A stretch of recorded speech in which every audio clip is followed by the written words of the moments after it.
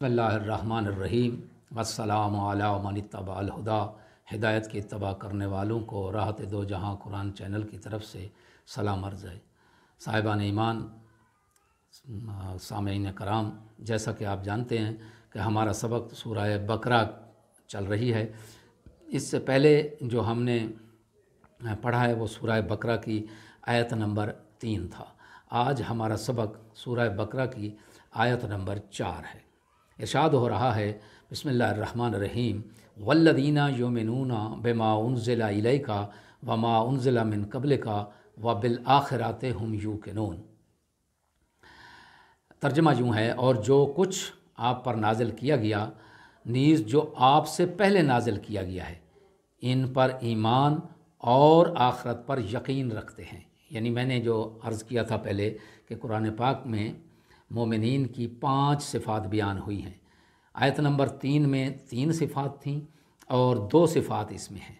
پہلی صفت یہ ہے کہ جو کچھ نبی پاک صلی اللہ علیہ وآلہ وسلم پر نازل ہوا اور جو آپ سے پہلے انبیاء پر نازل ہوا اس پر ایمان رکھتے ہیں، اور دوسری صفت یہ ہے کہ آخرت کا یقین رکھتے ہیں۔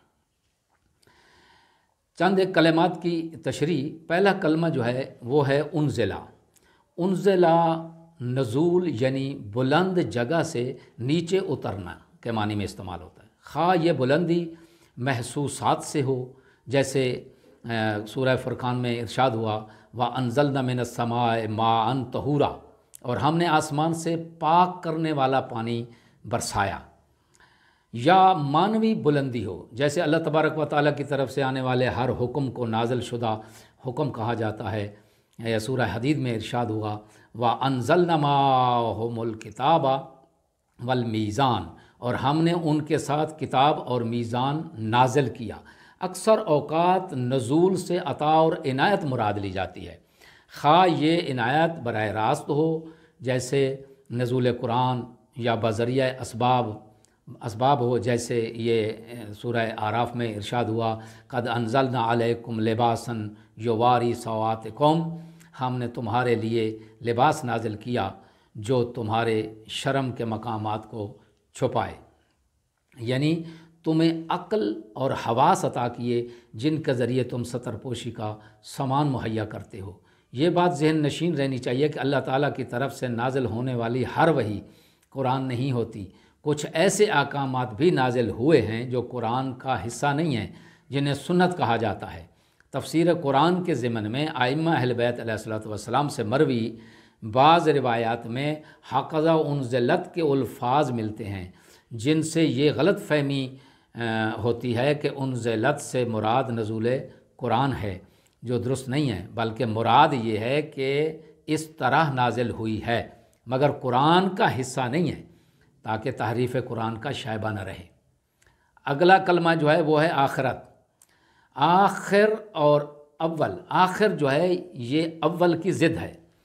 دار الاخرات سے مراد نشاط ثانیہ مراد لی جاتی ہے، اور کبھی الدار جو ہے نا لفظ دار کو حذف کر کے صرف آخرت استعمال ہوتا ہے، جیسے وبالآخرۃ ھم یوقنون، وہ آخرت پر یقین رکھتے ہیں۔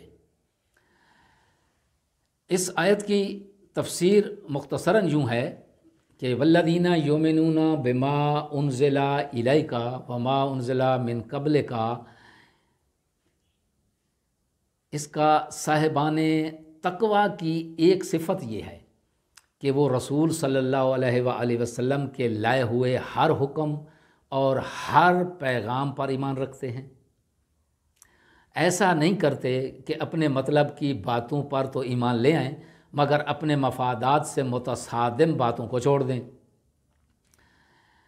ایسے کردار کے حامل افراد کے بارے میں بھی ارشاد خداوندی ہے سورہ بقرہ میں ہے کہ افتؤمنون ببعض الکتاب وتکفرون ببعض، کیا تم کتاب کے کچھ حصے پر ایمان لاتے ہو اور کچھ حصے سے کفر اختیار کرتے ہو؟ اور اگلا جو جملہ ہے وہ ہے وبالآخرۃ ھم یوقنون، یقین ایمان کے بعد آتا ہے، یعنی ایمان کی پختگی کا نام یقین ہے۔ یقین کا اعلیٰ ترین مرتبہ اور مقام عصمت ہے۔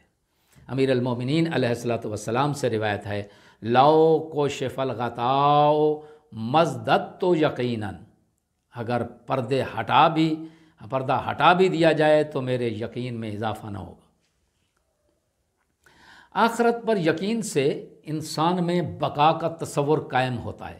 حضرت علی علیہ الصلوۃ والسلام سے ہی روایت ہے کہ انما خلقتم للبقاء لا للفناء، تم بقا کے لیے پیدا کیے گئے ہو، فنا کے لیے نہیں۔ تصور بقا سے ہی زندگی با مقصد اور با معنی بنتی ہے۔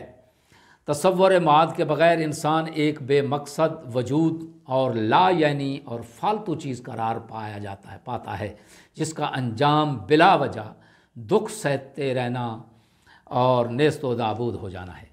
وہ طبیعت کے ہاتھوں میں ایک کھلونا ہے، جبکہ اسے طبیعت سے بہلنے کے لیے نہیں بلکہ ایک عظیم مقصد کے لیے پیدا کیا گیا ہے۔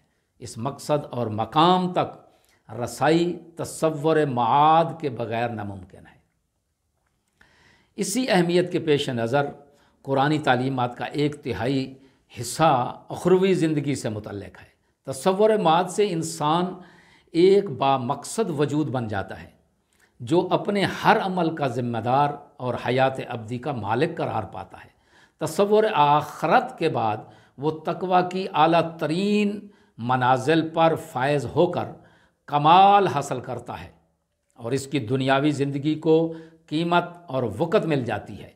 اس زندگی میں اس کا ایک مختصر عمل اس کی آخروی زندگی کو آباد و شاد کر دیتا ہے۔ اس آیت میں بیان ہونے والے اہم نکات کی تعداد 3 ہے۔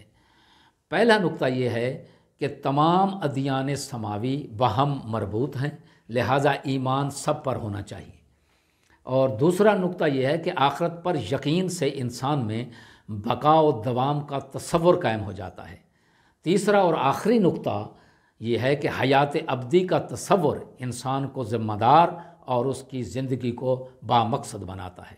خداوند عالم ہمیں اس پر عمل کرنے کی توفیق عطا فرمائے۔ وما علینا الا البلاغ المبین۔